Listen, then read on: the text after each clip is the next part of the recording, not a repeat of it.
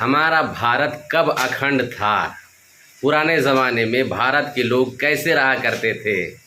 अगर आप जानकारी हासिल करना चाहते हैं तो इस वीडियो में देख सकते हैं। सन 1800 ये वो दौर था जब देश में मराठा और मुगल सल्तनत बिखर रही थी और अंग्रेज भारत में अपनी जड़ों को मजबूत कर चुके थे।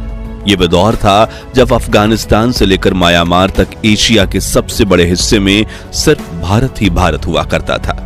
ये वो दौर था जब भारत की आबादी सिर्फ 17 करोड़ थी, जिनमें से करीब 10% पुरुष और 1% महिलाएं ही पढ़ी लिखी हुआ करती थीं। शायद इसी वजह से मीलों दूर से आए अंग्रेजों ने भारत पर कब्जा जमा लिया था। ईस्ट इंडिया कंपनी की सरकार ने गरीबों और किसानों का शोषण शुरू कर दिया था और सोने की चिड़िया कहे जाने वाले भारत को लूटने में कोई कसर नहीं छोड़ी थी। लेकिन क्या आपने कभी सोचा है उस दौर में आम भारतीयों की जिंदगी आखिर कैसे हुआ करती थी? उनका रहन सहन और पहनावा कैसा होता था? उस दौर के भारतीय लोग क्या काम किया करते थे और कैसे अंग्रेजों ने भारत के महान साम्राज्यों की हुकूमत को अपने कब्जे में लिया था? अगर हाँ, तो आज का वीडियो आपके लिए खास है, क्योंकि आज हम सन 1800 के दौरान अखंड भारत के इतिहास से पर्दा उठाएंगे, जिसे ज्यादातर स्कूलों कॉलेजों में पढ़ाया नहीं जाता।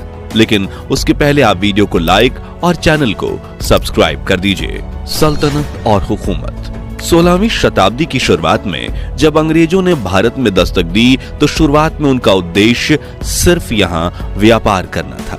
लेकिन जब देश के कई महान राजा उनकी मीठी बातों के शिकार नहीं हुए तो उन्होंने इस महान देश की सत्ता पर ही कब्जा करने का फैसला किया। बता दें कि भारत में कदम रखने वाली सबसे पहली ब्रिटिशर्स टोली के कैप्टन थे विलियम हॉकिंस, जिन्होंने 24 अगस्त 1608 के दिन सूरत के बंदरगाह पर पहला कदम रखा था और कुछ ही समय में उन्हें यह अंदाजा लग गया था कि वो कूटनीति से भारत को अपने कब्जे में कर सकते हैं। 1631 में जब शाहजहां ताजमहल बनवा रहे थे तभी अंग्रेज भारत में अपने पैर पसारने की कोशिश में लगे हुए थे। उस वक्त कुछ छोटे बड़े राजाओं के अलावा भारत में 2 बड़े साम्राज्यों की हुकूमत चलती थी, जिसमें पहला था औरंगजेब का मुगल एम्पायर और दूसरा था मराठा साम्राज्य।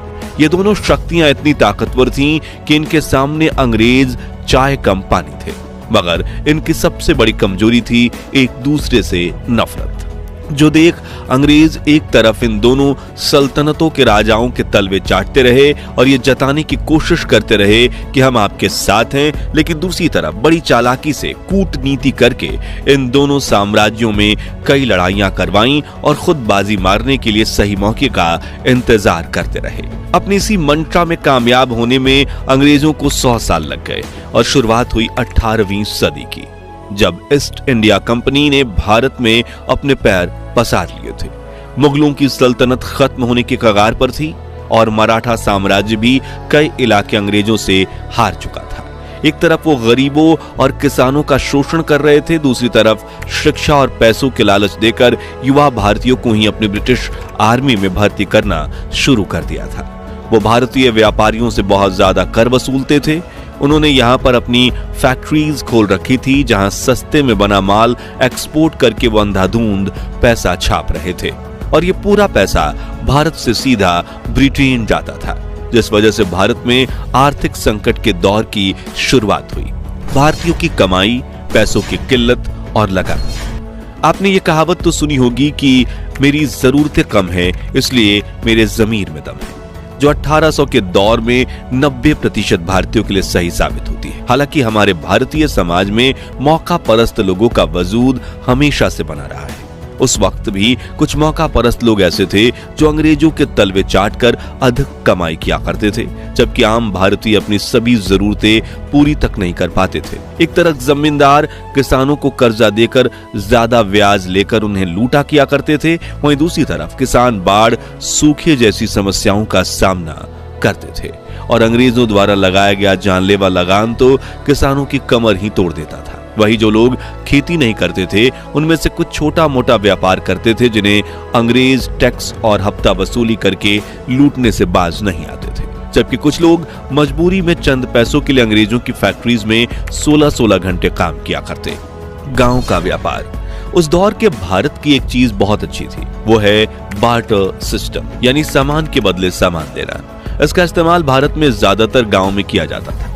गांव में अगर कोई एक आदमी चावल उगाता था तो वो दूसरे आदमी से चावल के बदले गेहूं लेता था। जो आदमी सब्जी उगाता था उन सब्जियों के बदले चावल और गेहूं ले लेता था। जैसे कि 1 किलो धान के सामने 4 किलो शक्कर, पूरे महीने के अनाज के सामने पूरे महीने की सब्जियां और 5 किलो गेहूं के बदले 5 किलो दाल। इससे फायदा यह होता था कि खाने पीने की हर चीज गांव में मिल जाती थी और इसके लिए पैसे चुकाने की जरूरत भी नहीं थी। इसलिए गांव में पैसे का चलन बहुत कम था। इसके साथ आज भी अगर आप भारत के कुछ गांवों में जाएंगे तो वहां पर अदला बदली की प्रथा मिलेगी जो बहुत अच्छी है। पहनावा दोस्तों, आज के मॉडर्न भारत में जहां हर तरफ पश्चिमी सभ्यता यानी वेस्टर्न कल्चर का असर दिखाई देता है, लोग jeans, shirt, T shirt, top और सूट पहने नजर आते हैं, लेकिन एक समय था जब भारतीयों का अपना अलग ही देसी पहनावा हुआ करता था। पुरुष सादी धोती और गमछा पहनते थे, औरतें साड़ी पहनती थीं और छोटे बच्चे ज्यादातर निक्कर में खेलते कूदते नजर आते थे। कुछ लोग धोती और कुर्ता पहनते थे, जबकि कुछ बड़े जमींदार ही अंग्रेजी पहनावा यानी जीन्स और शर्ट पहनते थे। भारत की यही सादगी और विविधता उन्हें अंग्रेजों से खास बनाती थी। यहाँ तक कि आज भी राजस्थान और उत्तर प्रदेश में रहने वाले कुछ बड़े बुजुर्ग उस वक्त का सादा पहनावा पहनते हुए देखे जा सकते हैं। लेकिन हम में से ज्यादातर युवाओं को आज लुंगी पहनना नहीं आता, जो थोड़ा निराशाजनक जरूर है। व्यवहार, रहन सहन और काम धंधा, आज इंसान चांद पर पहुंच गए, मंगल ग्रह पर रोवर भेज चुके हैं और फिर आर्टिफिशियल इंटेलिजेंस ने दुनिया को बदल कर रख दिया। लेकिन सन 1800 के आसपास भारत में टेक्नोलॉजी का कोई नामो निशान नहीं था, लेकिन हर भारतीय का जीवन सुकून से भरा था। बात करने के लिए तार से जुड़ा टेलीफोन तक नहीं था, लेकिन दिल से दिल का कनेक्शन मजबूत था। रिश्तेदारों से महीनों और कई सालों तक मिलना मुश्किल था, लेकिन मन में इज्जत और लगाव जरा भी कम नहीं था। घास फूस और मिट्टी से बने घर ही कच्चे थे, लेकिन लोगों के दिल बड़े सच्चे थे। यातायात के सिर्फ बैलगाड़ी साधन थी, लेकिन लोगों के शरीर में बहुत फुर्ती थी। जेब में पैसों की फूटी कौड़ी ना हो, इसलिए चेहरे पर शिकन नहीं थी। और भाईचारा ऐसा था कि एक आवाज पर पूरे गांव की भीड़ इकट्ठा हो जाती थी। मित्रों, उस दौर में जमीन छोटी हो या बड़ी, ज्यादातर लोग खेती करना ही पसंद करते थे और भारतीय किसानों की पसंदीदा फसल नील, कॉटन, अफीम, गेहूं और धान ही हुआ करती थी, जिसे किसानों से खरीद कर अंग्रेज विदेशी मार्केट में अच्छी कीमतों पर बेचते थे। लोग खेती के साथ किसान पशुपालन भी करते। जो लोग खेती नहीं करते थे वो अंग्रेजों की फैक्ट्री में काम किया करते। शाम होते ही सभी लोग अपने घर में आकर भजन कीर्तन और सत्संग किया करते थे, लेकिन जिसके लिए घरों में दिए भी जलाए जाते, क्योंकि इस दौर में भारत में लाइट नहीं थी। फिर लोग रात में जल्दी सो जाते और सुबह जल्दी उठकर काम पर चले जाते। 18वीं सदी के लोग बुजुर्गों का बहुत मान सम्मान करते थे और घर से लेकर गांव में वही होता था जो बड़े बुजुर्ग कहते थे। हालांकि वो एक सा दौर था जब भारत में सबसे ज्यादा जातीय भेदभाव होता था। अलग अलग धर्मों में थोड़ा बहुत टकराव होना आम था, लेकिन एक ही धर्म में भी जाति व्यवस्था को माना जाता था। ये जातियां हिंदुओं को 4 मुख्य श्रेणियों में विभाजित करती थी: ब्राह्मण, क्षत्रिय, वैश्य और शूद्र, जिनमें दलितों और बाकी छोटी जातियों के साथ काफी भेदभाव किया जाता था। और ये भेदभाव तो पिछले 200 वर्षों से चला आ रहा था, जिसके खिलाफ डॉक्टर बाबा साहब आम्बेडकर ने काफी बड़ी जंग लड़ी थी और 20वीं सदी में देश में क्रांति ला दी। लेकिन उन्होंने इस भेदभाव को कैसे खत्म किया, जानने के लिए आप हमारी डॉक्टर आम्बेडकर की अनसुनी अनकही कहानियों वाली सीरीज देख सकते हैं, जिसके लिंक डिस्क्रिप्शन में है।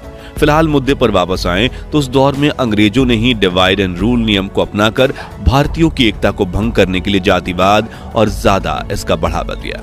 लोग अपनी जाति के हिसाब से ही काम किया करते, जैसे कि धोबी कपड़े धोते, कुम्हार मिट्टी के बर्तन बनाते, नाई हर पीढ़ी बाल काटती थी। इस तरह हर कोई अपने हिसाब से काम धंधा किया करता था। आबादी और इलाका। आज भारत की जनसंख्या विश्व में सबसे ज्यादा यानी 145 करोड़ के पार कर चुकी है, लेकिन उस वक्त के अखंड भारत की जनसंख्या सिर्फ 17 करोड़ थी। वो भी सिर्फ कश्मीर से कन्याकुमारी तक फैले भारत में नहीं, बल्कि अखंड भारत में 17 करोड़ लोग ही रहते थे, जो हिंदुस्तान के साथ पाकिस्तान, बांग्लादेश, बर्मा और अफगानिस्तान से मिलकर बना हुआ था। आज मुंबई, दिल्ली और बंगलोर जैसी मेट्रो सिटीज में लोग घंटों ट्रैफिक में बिता देते हैं और शहरों में हर तरफ खूब भीड़ भाड़ देखने को मिलती है। वहीं उस वक्त ऐसा कुछ नहीं था। लोकल मार्केट के अलावा किसी भी इलाके में भीड़ भाड़ नहीं होती थी। देश के बड़े हिस्से में घने जंगल फैले हुए करते थे। बड़े बड़े जंगलों के बीच छोटे छोटे गांव बसे होते थे और शहरी इलाके बहुत ही कम हुआ करते थे। इस वजह से भारत अनगिनत जंगली जानवरों का घर था और इंसानों को हर समय इन जानवरों के हमले का डर सताता रहता था। लोग रात को सोने से पहले अपने घर में आग जलाते थे ताकि अंधेरे से कोई भी जंगली जानवर आकर उन पर हमला ना कर सके। हालांकि इन जंगली जानवरों की वजह से समग्र भारत में प्रदूषण का नामो निशान नहीं था। उपजाऊ जमीन की भरमार थी। लोग पोषक तत्वों से भरपूर शुद्ध खाना खाते थे। आज की तरह फलों और सब्जियों में केमिकल मिलाने का कोई सवाल ही नहीं था। सड़कों की हालत भले ही खस्ता थी, लेकिन लोगों की जिंदगी खुशहाल थी। उस वक्त के भारतीयों की औसत उम्र भी आज से काफी ज्यादा हुआ करती थी। शिक्षा और साक्षरता। अब बात करें पढ़ाई लिखाई की, तो आपको जानकर हैरानी होगी कि उस वक्त भारत में पढ़े लिखे लोगों की संख्या बहुत ही कम थी। देश में सिर्फ 10% पुरुष और 1% महिलाएं ही साक्षर थीं। हालांकि बिना पढ़ाई लिखाई के ही भारत में रहने वाले सभी लोग किसी न किसी काम में बहुत निपुण थे।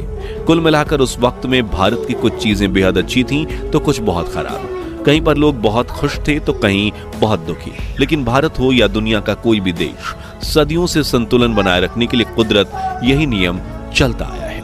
तो मित्रों, अगर आपको भी अखंड भारत के महान इतिहास पर गर्व है तो कमेंट बॉक्स में हमारे देश की तारीफ में 2 बोल जरूर लिखिए और ये भी बताइए कि उस दौर की वो खासियतें जो आज का मॉडर्न जमाना मिस कर रहा है, हमारी ये पेशकश पसंद आई हो तो वीडियो को लाइक और शेयर करके 11,000 लाइक्स के लक्ष्य को हासिल करने में हमारी मदद कीजिए। और ऐसे ही दिल छू लेने वाले वीडियोस के लिए हमारे चैनल को सब्सक्राइब करके पास वाली घंटी जरूर बजा दीजिए। जय हिंद, जय भारत। मिलजुल कर रहने में मज़ा है, आपस में लड़ाई झगड़ा करने में और चिढ़ने में, एक दूसरे को परेशान करने में कोई मज़ा नहीं। मिल के रहो, मज़ा आएगा।